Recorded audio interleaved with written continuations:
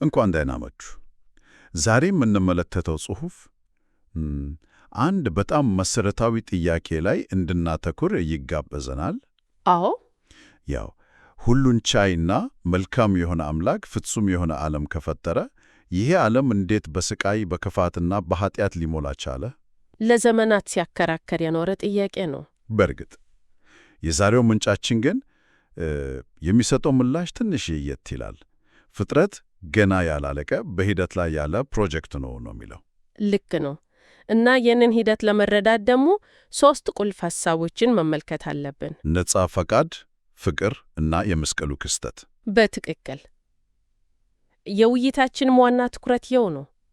ምንጩ ፍጥረት ተጠናቀቀ ስል ምን ማለቱ ነው ብለን መጠየቅ አለብን። እሺ፣ ጸሐፊው እንደሚለው የሂደት አንድ ፍጡር ኃጢአት የመስራት ዕድሉ ከእርሱ ሙሉ በሙሉ ሲወግድ የሚፈጸም ነገር ነው።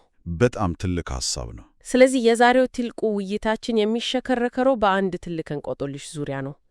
አንድ ፍጡር ነጻ ፍቃዱን ሳያጣ ኃጢአት የመስራት ዕድሉ ከእርሱ የሚወገደው እንዴት ነው? ነጻነትን ሳትነጥቅ ክፋትን እንዴት ታስወዳለህ? ይሄ ነው ጥያቄው። አዎ። እሺ፣ ከዚህን ጀምር።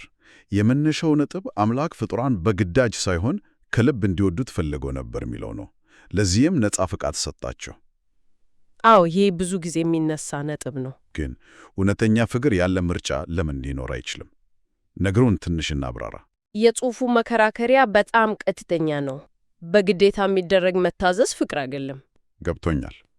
አንድ ሮቦት እወድሃለሁ እንዲል ፕሮግራም ብናደርገው ያ እውነተኛ ስሜት ሳይሆን ኮብ ነው አይደል? እውነት ነው። እውነተኛ ፍቅር ሁሌም አልወድም ማለት አማራጭን ያካትታል። ያ አማራጭ ከሌለ የምናየው መታዘዝን እንጂ ፍቅርን አይደለም። ቆይ እዚህ ላይ አንድ ግልጽ ያልሆነልኝ ነገር አለ። ጽሑፉ ይህንን ነጻ ፍቃድ በቀጥታ ኃጢአት የመስራት ዕድል ወይም ፖሲቢሊቲ ጋር ያገናኘዋል። ልክ ነው። ከዚያም ይህ ዕድል እስካለ ድረስ በጊዜ ሂደት ኃጢአት መስራት የማይቀር ነው ይላል። ይሄ ትንሽ አከራካሪ ነው። በጣም ጥሩ ጥያቄ ነው። ኃጢአት የመስራት ዕድል መኖሩ ብቻ የግድ ኃጢአት ይሰራል ማለት ነው? የጽሑፉ መከራከሪያ ነጥብም የሆነው ይህንን ሁኔታ ያልተረጋጋ ወይም ያልተጠናቀቀ ማለት ነው የሚገልጸው። ያልተረጋጋ? አዎ። ጸሐፊው የሚለው ኃጢአት የመስራት ዕድሉ 0% ካልሆነ በቀር ምንም ያህል አነስተኛ ቢሆን ማለቂያ በሌለው ጊዜ ውስጥ ያ ነገር መፈጸሙ አይቀር። እሺ፣ በምሳሌ ብናየው? ያው ከስታቲስቲክስ አንጻር ማሰብ እንችላለን። 1 ሳንቲም ስትወርር 50% ዕድል አለ። አዎ። ነገር ግን ሚሊዮን ጊዜ ብትወርረው ቢያንስ አንዱ ጭራ ማምጣቱ እርግጥ ነው። የጽሑፉ መከራከሪያ ክፋትን የመምረጥ ዕድሉ ከአንድ ፍጡር ጋር እስካለ ድረስ ያንን ምርጫ መምረጡ አይቀሬ ነው የሚል ነው። ስለዚህ መፈታት ያለበት ዋነኛ ችግር ይህንን ኃጢአት የመስራት ዕድል ነፃው ፍቃድን ሳይነጥቁ ወደ 0 እንዴት ማውረድ ይቻላል የሚለው እንቆቅልሽ ሆነ ማለት ነው። በትክክል። እንግዲያው ይህ ማይቻል የሚመስል ችግር እንዴት ተፈታ? ጽሑፉ እንደሚጠቆመው አምላክ ፍጥረትን ከመጀመሩ በፊት መፍትሄው ነበረው። ይህም መስቀሉ ነው። ይህ ማለት ችግሩ ከመፈጠሩ በፊት መፍትሄው ታውቆ ነበር። አዎ፣ ጽሑፉ ያቀረበው ሐሳብ ይሄ ነው። አምላክ ፍጥረትን ሲጀምር ይህንን ችግርና መፍትሄውን አስቀድሞ በማቀድ ነበር። የጽሑፉ መነሻ ሐሳብ ፍጡራን በራሳቸው ፍቅር የላቸውም። ስለዚህ አምላክን ሊወዱ የሚችሉት በመጀመሪያ እርሱ ለነሱ ያለውን ፍቅር ሲረዱት ብቻ ነው የሚል ነው። ያንን ፍቅር የሚያሳየው የመጨረሻው ማስረጃ ደግሞ መስቀሉ ነው ያለ ነው። የሚያዳግም ማስረጃ። አዎ። ስለዚህ መስቀሉ ድንገተኛ አደጋ ሳይሆን የፍጥረት ፕሮጀክት ዋና አካል ተደርጎ ቀርቧል። ይህ የመስቀል ክስተት ደግሞ ፍጡራንን ለሁለት እንደሚከፍልም ጽሑፉ ይገልጣል። ይህ ክፍፍል እንዴት ነው የሚፈጠረው? ያው ይህ የአምላክን ፍቅር የሚቀበሉትና ማይቀበሉትን ይለያል። ለሚቀበሉት አንድ አስደናቂ ለውጥ ይጀምራል። ነጻ ፈቃዳቸው መለወጥ ይጀምራል። እንዴት ነው የሚለወጠው? ለአምላክ ያላቸው ፍቅር እያደገ ሲሄድ ኃጢአት መስራት ለነሱ ማይታሰብ እንግዳ ነገር ይሆናል። ልክ ነው። አንድን ሰው በእውነት ስንወድ እሱን የሚጎዳ ነገር ማድረግ ፍላጎቱ ራሱ ይጠፋል። ችሎታው ቢኖረንም እንኳን ልባችን አይፈቅድም። በትክክል ጽሑፉ የሚጠቀመው ምሳሌ በጣም ግልጽ ነው። አንድ አፍቃሪ ልጅ ወላጆችን መግደል እንደማይችል ሁሉ እነሱም በአምላክ ላይ ኃጢአት መስራት ማይችሉበት ደረጃ ላይ ይደርሳሉ። የማለት ኃጢአት መስራት ስለማይችሉ ሳይሆን ካላቸው ጥልቅ ፍቅር የተነሳ ያንን ለማድረግ ፈጽሞ ስለማይፈልጉ ነው። ምርጫው አሁንም አለ፣ ነገር ግን ፍቅር አንዱን አማራጭ ሙሉ በሙሉ ማይፈለግ ያደርገዋል። በቃ የነጻ ፍቃድ መጠናቀቅ የሚለው ይህንን ሂደት ነው ማለት ነው። አዎ፣ ነጻ ፍቃድ ከእንግዲህ በክፉና በደግ መካከል የሚደረግ ትግል ሳይሆን በፍቅር ሙሉ በሙሉ ወደ ደጉ ያጋደለ ማንነት ይሆናል። በጣም የሚገርም ሐሳብ ነው። ከዚያም ጽሑፉ መስቀሉ ይህንን የማጠናቀቅ ሂደት በምን መልኩ እንዳከናወነ የሚያሳየው 10 ነጥቦችን ያስቀምጣል። አዎ 10 ነጥቦች አሉ። ሁሉንም ለመዳሰስ ጊዜ ባይኖረንም ለዛሬው ውይይታችን ቁልፍ የሆኑትን እንመልከት። የመጀመሪያው ውርስ መረጋገቱ ይላል። ምን ማለት ነው? እሺ፣ ይህንን እንደዚህ እናስበው። አንድ ንጉሥ ለልጁ እርስ ሊያወርስ አስቦ ነበር። ነገር ግን ልጁ አመጻ እና ርስቱን የማግኘት መብቱን አጣ።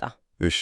ከዚያም ንጉሡ ሌላ ፍጹም ልጅ በማዘጋጅ የመጀመሪያው ልጅ ያጣውን መብትና ክብር እንዲያስመልስ አደረገ። የመጨረሻው አዳም ወይም ኢየሱስ ያንን ሚና ነው የተጫወተው ይላል ጽሑፉ። የመጨረሻው አዳም ያጣውን የመጨረሻው አዳም አስመለሰ። አዎ፣ በመታዘዙ አስመልሷል። በዚህም ምክንያት የአምላክን ስምና ስልጣን ለመውረስ ብቁ መሆኑን ለመላው ፍጥረት አረጋግጧል። ፍቅር ይቅርታን ሲጠየቅ፣ ፍትሕ ደግሞ ቅጣትን ይጠየቃል። አንድ ክስተት እንዴት ሁለቱንም በአንድ ጊዜ ሊያረጋግጥ ይቻላል? የጸሐፊው ማብራሪያ እንዲህ ነው። አምላክ ምንም ዋጋ ለሌለው ፍጥረት ሁሉ ነገሩን መስዋዕት በማድረግ ፍቅሩን አሳይቷል። በዚህም ለፍጥረቱ ትልቅ ዋጋ ሰጥቶታል። እሺ፣ ፍቅሩ በዚህ ታየ። ፍቱስ? ፍቱ ደግሞ የታየው በሁለት መልኩ ነው። አንደኛ፣ ንስሐ ለገባው አዳም ማለትም ለሰው ልጆች ዋጋ በመክፈል ይቅር እንዲላቸው አስችሎታል። እሺ። በሌላ በኩል ደግሞ ንስሐ ለማይገባው ሰይጣን ላይ ፍርዱን እንዲያጸና አስችሎታል። ይሄ ማለት አድል ዋጋ አደረገም እያልሽ ነው? በትክክል። ንስሐ የገባውን ይቅር ሲል፣ ንስሐ ያልገባውን ደግሞ ሲቀጣ አድልዎ የለም። ምክንያቱም ለአንዱ ዋጋ ተከፍሏል፣ ሌላኛው ግን ይቅርታን አልተቀበለም። ስለዚህ ፍትሕና ፍቅር በአንድ ነጥብ ላይ ተዋህደዋል። እዚህ ላይ በጣም የሚገርም ነገር አለ። የኃጢአት መጨረሻ መገለጡ ይላል። አምላክ ሲደክም ማለትም ሰው ሲሆን ኃጢአት ገደሎ ይላል። አዎ፣ በጣም አስደንጋጭ አገላለጽ ነው። ይሄ እኮ ኃጢአት ዝም ብሎ ስህተት መስራት ሳይሆን አጋጣሚ ካገኘ ፈጣሪውን እንኳን የሚያጠፋ ሁሉን በልቶ ራሱን የሚያጠፋ ጥቁር ቀዳዳ ነው እያለ ነው ጽሑፉ። በትክክል የሐሳቡ ኃይል ያለው እዚያ ላይ ነው። ይህ እንደ አንድ ትልቅ ምስጢር መጋለጥ ነው የቀረበው። የኃጢአት እውነተኛ ባህሪ ምንድን ነው የሚለውን ጥያቄ ነው የሚመልሰው። እና መልሱ ምንድን ነው? መልሱም ኃጢአት ያለ ገደብ ቢለቀቅ ፈጣሪውን እንኳን ሳይቀር ሁሉንም ነገር ማጥፋት ነው ፍላጎቱ። አምላክ በሰው አምሳል ደካማ ሲሆን ኃጢአት ምን ያህል ጨካኝ እንደሆነና ገደብ እንደሌለው በተግባር ታየ። ይህ ክስተት ለመላው ፍጥረት ኃጢአት ለምን መጥፋት እንዳለበት አሳያቸው ማለት ነው። አዎ። ስለዚህ አምላክ በኃጢአት ላይ የሚወስደው የፍርድ እርምጃ ለምን አስፈላጊ እንደሆነ ለመረዳት እንዲቻል አደረገ። ሌላው ነጥብ ደግሞ የሕግ እውነተኛነት መረጋገጡ ይላል። ይህ ምን ማለት ነው? ይህ ማለት አምላክ የሰጠው የፍቅር ሕግ ሊፈጸም የሚችል መሆኑን በተግባር ማሳየቱ ነው። የመጨረሻው አዳም በሰው ሥጋ በፈተና በተሞላ ዓለም ውስጥ ሆኖ ሕጉን ሙሉ በሙሉ ጠብቋል። ስለዚህ ሕጉ ፍትሐዊና ሊደረስበት የሚችል መስፈርት መሆኑ ተረጋገጠ። አዎ፣ ፍጡራን ይህ ሕግ በጣም ከባድ ነው፣ ልንጠብቀው አንችልም ብለው ማማረር አይችሉም። ምክንያቱም በሰው አካል የተቻለ መሆኑ ታይቷልና። እሺ፣ አሁን የተለያዩ ነጥቦችን አንስተናል። የውርስ ጉዳይም፣ የፍቅርና የፍትሕ መረጋገጥ፣ የኃጢአት ምንነት መገለጥ እና የሕግ መፈጸም መቻሉ። እነዚህን ሁሉ ስናሰባስባቸው ትልቁ ምስል ምንድን ነው? በአንድ ላይ ሆነው ዋናውን መሰረት ይገነባሉ፣ የአምላክን ባህሪ ያረጋግጣሉ። ፍቅር፣ ፍትሕ። አዎ፣ የኃጢአትን እውነተኛ ምንነት ይገልጻሉ፣ መለኮታዊው መስፈርት ሊደረሰበት የሚችል መሆኑን ያሳያሉ፣ እንዲሁም ፍጡራን ያንን መስፈርት እንዲያሟሉ የሚያስችል ኃይል ይሰጣሉ። በቃ በአንድነት የነጻ ፈቃድን ፍጹም ለማድረግ ያስችል መሰረት ይሆናሉ ማለት ነው። በትክክል ፍጥረትን ለማጥናቀቅ የሚያስችል መሰረት። ያለዚህ መሰረት ፍጡራን አምላክን እንዲወዱና እንዲታዘዙ ማስገደድ አይቻልም ነበር። አሁን ግን ምርጫው በእነሱ እጅ ነው፣ ምክንያቱም ሁሉም ነገር ግልጽ ሆኗል። እንግዲያው እስካሁን ባደረግነው ውይይት ፍጥረትን እንደ አንድ በሂደት ላይ ያለ ፕሮጀክት ተመልክተናል። ሁላችንም እንደተጠናቀቀ ነገር ስናስበው ነበር። ይሄ ግን ሙሉ በሙሉ አዲስ እይታ ነው። አዎ፣ ያልተረጋጋ ነጻ ፈቃድ ካለበት ሁኔታ ተነስቶ በፍቅር ወደ ተጠናቀቀ ማንነት የሚደረግ ጉዞ መሆኑን ተረድተናል። እና ይህንንም ለውጥ የሚያመጣው ቁልፍ ክስተት የመስቀሉ ክስተት መሆኑን ተወያይተናል። ልክ ነው። ከዚህ ውይይት ልንወስደው የሚገባውን ዋናው ነጥብ ነጻ ፈቃድን የምንመለከትበትን መንገድ መቀየሩ ነው። እንዴት ነው የምንመለከተው? ጽሑፉ እንደሚጠቆመው ነጻ ፈቃድ ማለት በክፉና በደግ መካከል የመምረጥ ችሎታ ብቻ አይደለም። ይልቁንም ራሱ መጠናቀቅ ወይም ፍጹም መሆን የሚያስፈልገው በፍቅር አማካኝነት ክፉን መምረጥ ማይቻልበት ደረጃ ላይ የሚደርስ ማንነት መሆኑን ነው። ጉዞው ከመምረጥ ችሎታ ወደ መምረጥ ፍላጎት መቀየር ነው ማለት ነው። በጣም ጥሩ አገላለጽ ነው። ይህ በጣም ጥልቅ ሐሳብ ነው። ጽሑፉ ትኩረት ያደረገው የአምላክ ፍቅር ፍጡራን በእርሱ ላይ ኃጢአት መሥራት እንዳይችሉ እንደሚያደርጋቸው ነው። ይሄ ደግሞ አንድ የመጨረሻ ጥያቄ እንድናነሳ ይጋብዘናል። እሺ፣ ፍቅር ክፉን የመምረጥ ዕድልን በማስወገድ ነጻ ፍቃድን የሚያጠናቅቅ ኃይል ከሆነ በመጨረሻውና ፍጹም በሆነው ሁኔታ ውስጥ ያለች ነጻነት ምን ትመሰላለች?